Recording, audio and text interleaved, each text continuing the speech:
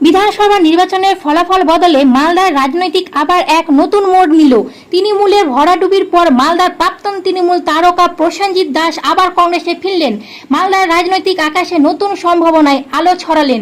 রবিবার মালদা টাউন হলে কংগ্রেসের আনুষ্ঠানিকভাবে যোগদান করলেন এবং তার এই ফিরে আসা মালদায় রাজনৈতিক দিগন্তরে এক নতুন অধ্যায় জন্ম নিল।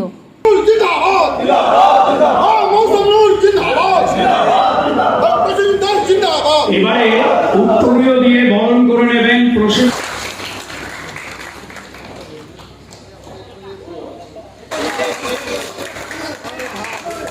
এবারে উত্তরীয় দিয়ে বরণ করবেন মৌসুম বেনজির নূর মহাশয়। যোগদান করছেন। এই যোগদান সভায় উপস্থিত আমাদের সম্মানীয় ডিস্ট্রিক্ট কংগ্রেস প্রেসিডেন্ট সাংসদ শ্রী ঈশা খান চৌধুরী সাহেব আছেন, এক্স কাউন্সিলর এবং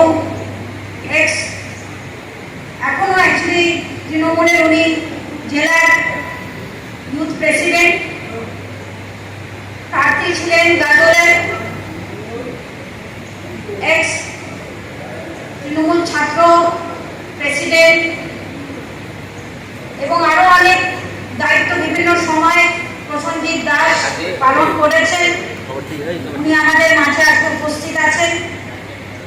আমাদের এক্স এমএলএ ভাই আলবরুনি থেকে শুরু করে আমাদের টাউন প্রেসিডেন্ট মুর্দা, গৌতমদা, কানুদা, আমাদের মানিকচকের ক্যান্ডিডেট এবং সিনিয়র লিডার, আমার ছোট ভাই আসনাম থেকে শুরু করে গৌতমদা, আরো অনেক নেতৃত্বরা এখানে উপস্থিত আছেন,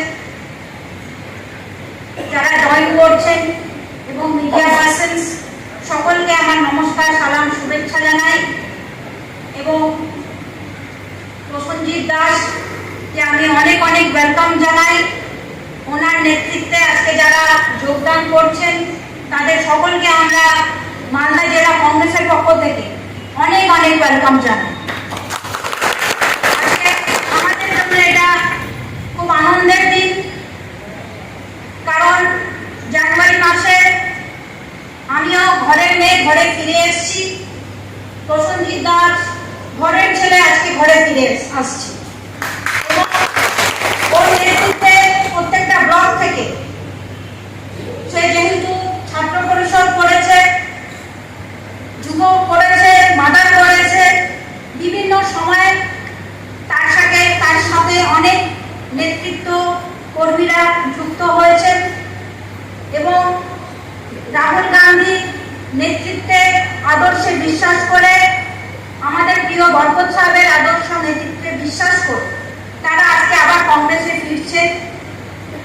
এবং এখন যা পরিস্থিতি ভারতবর্ষের, এখন যা পরিস্থিতি পশ্চিমবঙ্গে, কংগ্রেসের অনেক বেশি প্রাসঙ্গিকতা আছে, রেলেভেন্স আছে, কারণ কংগ্রেস হচ্ছে একটা সেকুলার দল এবং যার ধর্মের রাজনীতি কংগ্রেস কখনোই করেনি।